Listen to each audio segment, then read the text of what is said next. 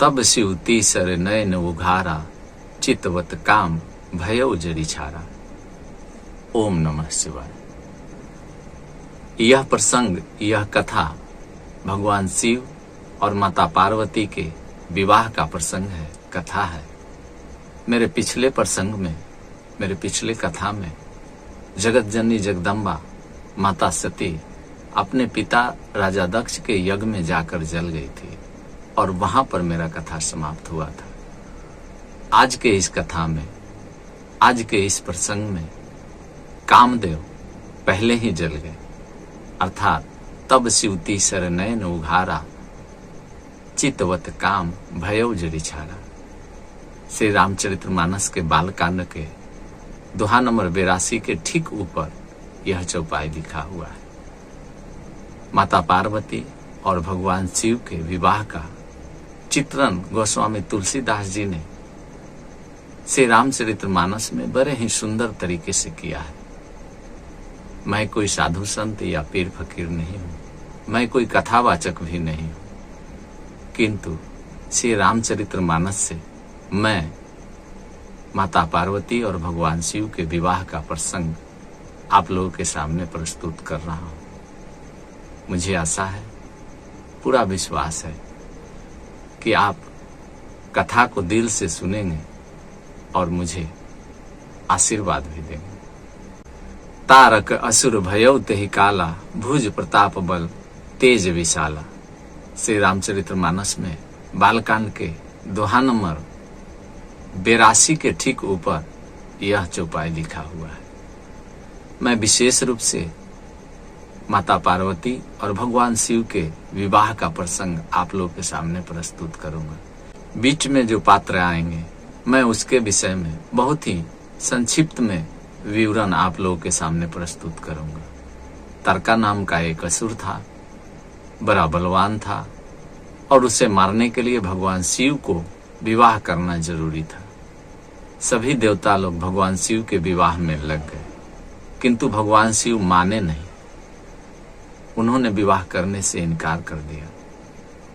इसी सिलसिले में कामदेव को भगवान शिव के अंदर काम उत्पन्न करने के लिए भेजा गया था और कामदेव भगवान शिव को अपना अंतिम अस्त्र, जो उनका काम का अस्त्र था, वह भगवान शिव पर चला दिए।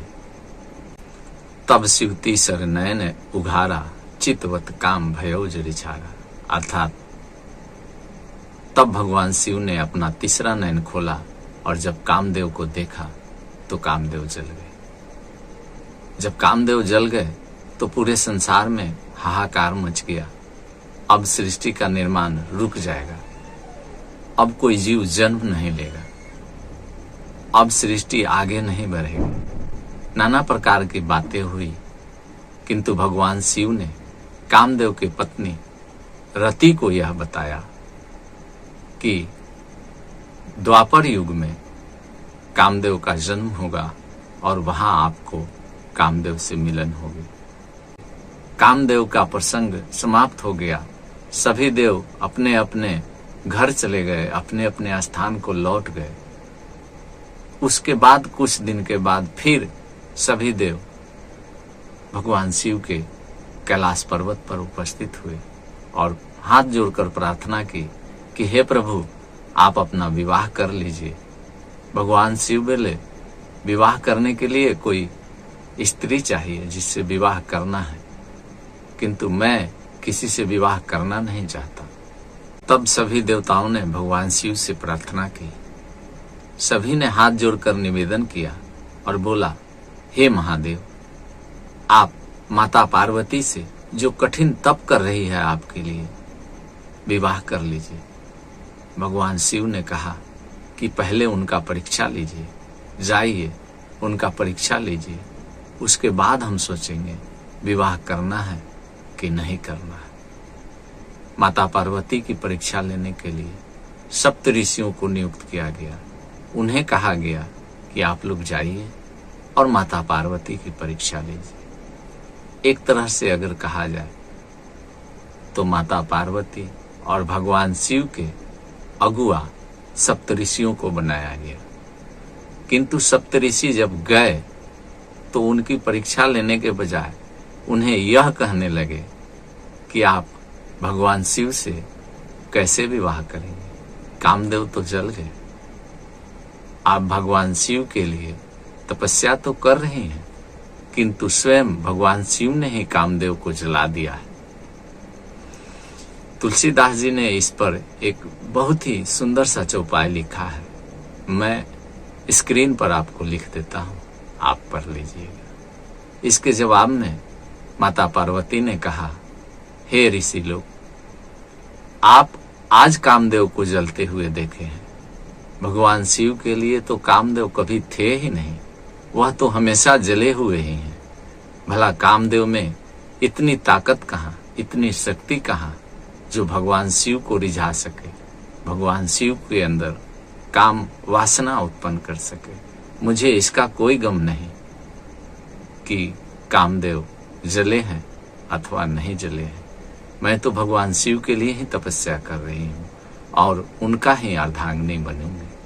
सप्तऋषि लोग यह सुनकर के बहुत प्रसन्न हुए, बहुत खुश हुए, किंतु इस बात के लिए अभी शिव जी तैयार नहीं हुए कि मैं विवाह करूंगा।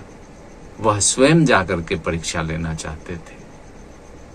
महानुभाव, शिव और पार्वती के इस प्रसंग में मैं इस कथा को यही छोड़ता हूं। अगली कथा जहां मैं माता पार्वती और भगवान शिव के विवाह का पूरा प्रसंग आपके सामने प्रस्तुत करूंगा। आज के इस वीडियो में अगर किसी प्रकार की मुझसे त्रुटि हुई हो तो मुझे क्षमा करेंगे। मैं पहले ही बता चुका हूं कि मैं कोई कथावाचक नहीं हूं, मैं कोई साधु महात्मा नहीं हूं, मैं तो मोटिवेशनल वीडियो बनाता हूं। महाशिवरात्रि के अवसर जान करके मैं आप लोगों के सामने इस प्रसंग को रखा हूं। अगले प्रसंग तक, अगले कथा तक, जिसमें माता पार्वती और भगवान शिव के विवाह का प्रसंग मैं कहूंगा, मुझे इजाजत दीजिए। ओम नमः शिवाय।